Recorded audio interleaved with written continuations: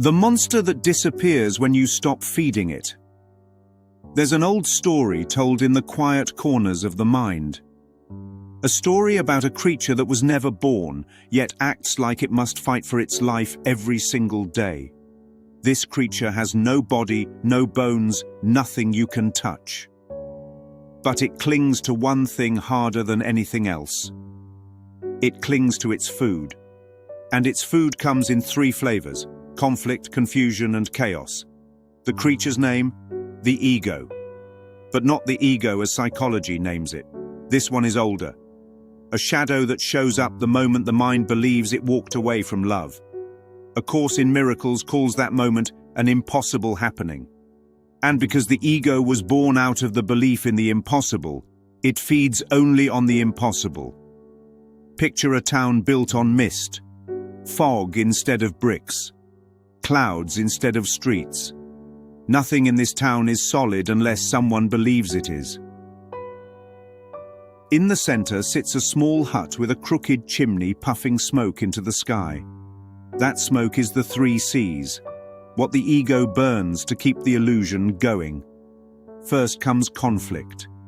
Think of conflict like the spark the ego uses to light its little stove. A spark that jumps when the mind decides something is wrong out there. Someone said something. Someone didn't say something. Someone got too close. Someone didn't come close enough. Whatever the form, conflict is the ego whispering, "Let me separate this moment from every other moment. Let me divide."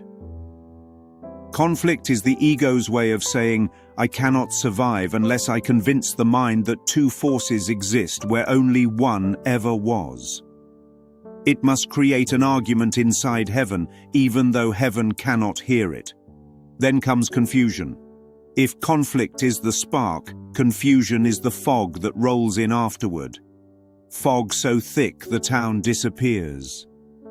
Fog so thick the mind forgets it's the one making the fog.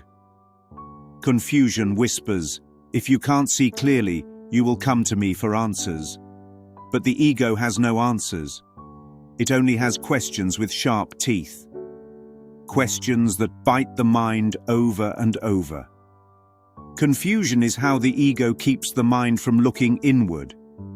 Because if the mind looked inward for even one instant, the fog would burn away. Truth would shine through.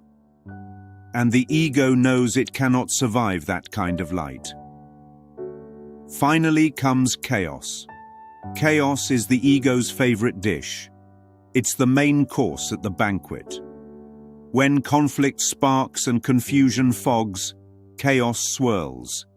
Chaos is the whirlwind that makes the mind believe the world is dangerous, unstable, unpredictable.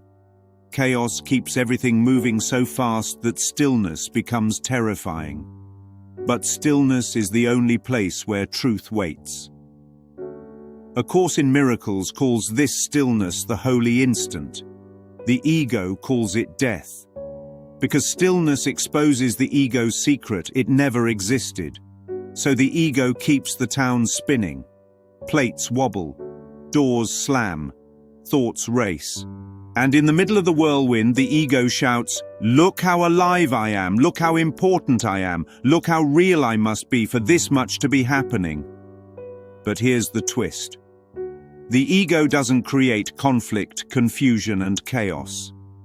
It is conflict, confusion, and chaos. Remove even one of the C's and the whole hut collapses. Remove them all, and the smoke disappears entirely. There's another character in the story. A quiet one. The dreamer of the whole town. The one who forgot this was only a dream of mist. One day the dreamer stops running through the fog and sits down. Right in the middle of the chaos. The plates keep wobbling. The doors keep slamming. But the dreamer doesn't move. And in that stillness the fog begins to thin. The spark sputters. The whirlwind slows. Because the ego cannot survive in a mind that refuses to feed it. The dreamer remembers something A Course in Miracles repeats again and again. What is real does not need defense, and what is unreal cannot threaten. The crooked hut dissolves. The creature shrinks to the size of a dust mote. The three C's vanish like they were never there, because they never were. The only thing that ever kept them alive was belief, nothing more.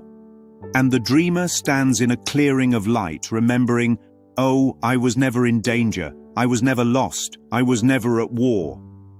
Because the three C's were only the ego's version of breathing. Stop feeding them, and the ego stops surviving. Not because it dies, but because it never lived.